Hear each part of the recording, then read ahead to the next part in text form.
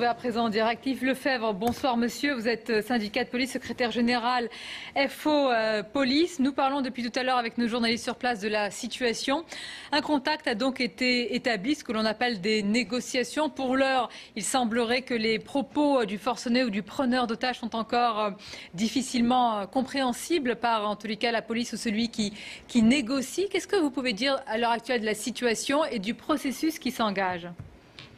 On est dans un processus, je dirais, normal par rapport à une prise d'otage. Effectivement, là, on a une unité d'intervention d'élite, en l'occurrence celle compétente sur le ressort de la préfecture de police et qui plus est sur le 75, à savoir la BRI-BAC-PP, qui est au même niveau d'intervention, de la potentialité d'intervention que le RAID ou le GIGN.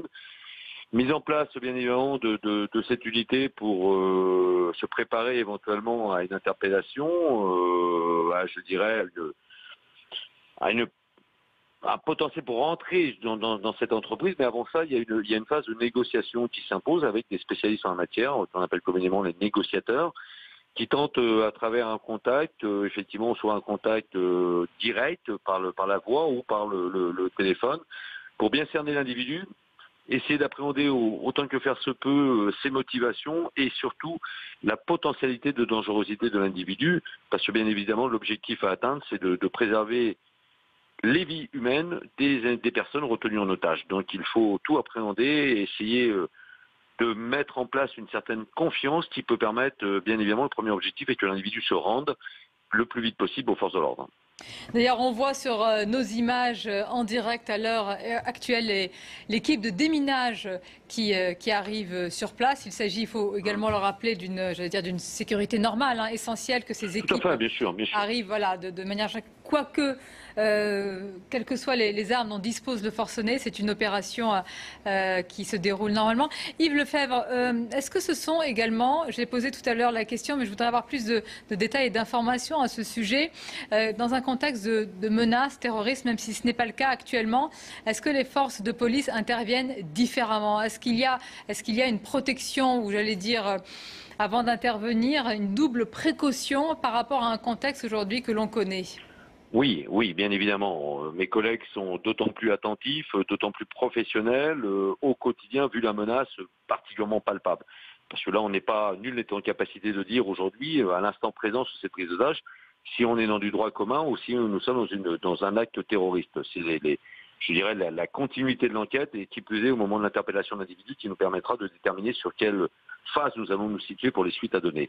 Bien évidemment, il faut être particulièrement précautionneux et qui plus est, là, on a deux phases. On a la phase de la BRI-BAC-PP qui se met en position, je l'ai dit, de négociation pour ensuite accéder à une phase d'interpellation et tous les autres effectifs de police qui sont déployés pour un périmètre de sécurité pour éviter bien évidemment que des passants s'introduisent à proximité du lieu de la prise d'otage, mais aussi pour que toutes les personnes, autant les habitants du quartier que les personnes qui sont là pour leur travail, dans des bureaux, dans des sociétés, bref, qu'importe, des commerçants, puissent être mis en sécurité. Parce que dans un cas comme ça, on appréhende toujours la potentialité du risque additionnel. Et le cas présent, ça ne nous a pas échappé que l'individu semblerait avoir clamé qu'il était porteur d'une bombe ou qu'un de ses complices serait porteur d'une bombe dans un environnement assez proche. Donc ce qui explique bien évidemment aussi l'intervention des démineurs du laboratoire central de la préfecture de police. Vous voyez, donc on est là dans deux phases. On préserve l'environnement pour préserver un maximum de vie humaine et de protéger nos concitoyens. Et dans un deuxième temps, concomitamment, on a la phase d'intervention pure qui relève des unités d'élite que sont aujourd'hui, ou qui est aujourd'hui, la BRI-BAC-PP. Et puis, Yves Lefebvre, il y a le côté précieux des informations qui peuvent être récoltées des personnes qui étaient sur place. On parle d'un homme, c'est ce que nous a dit notre spécialiste police-justice Sandra Buisson, qui se serait extirpé du lieu de la prise d'otage, qui est une entreprise. Évidemment, les informations dont il dispose, il est légèrement blessé, donc il va pouvoir s'exprimer, sont plus que précieuses à l'heure actuelle. Bien sûr, ça va permettre bien évidemment de suite aux intervenants de la BRI-BAC-PP de déterminer, je dirais, un profil de l'individu, essayer de voir éventuellement de quoi il est porteur, arme à feu, arme de poing, effectivement, est-ce qu'il a un bidon, est-ce qu'il a un sac pouvant s'apparenter peut-être à un engin explosif improvisé. Vous voyez, c'est un recueil d'informations qui ensuite détermine la procédure qui sera mise en œuvre pour interpeller l'individu, tout en ayant bien évidemment, comme principal objectif, préserver les personnes retenues encore en otage. Si un d'entre eux est sorti, manifestement la personne qui avait été blessée, là ça va nous permettre bien évidemment de réduire au fur et à mesure le risque. Et il faut aller, je dirais, progressivement, mais surtout avec un maximum de professionnalisme.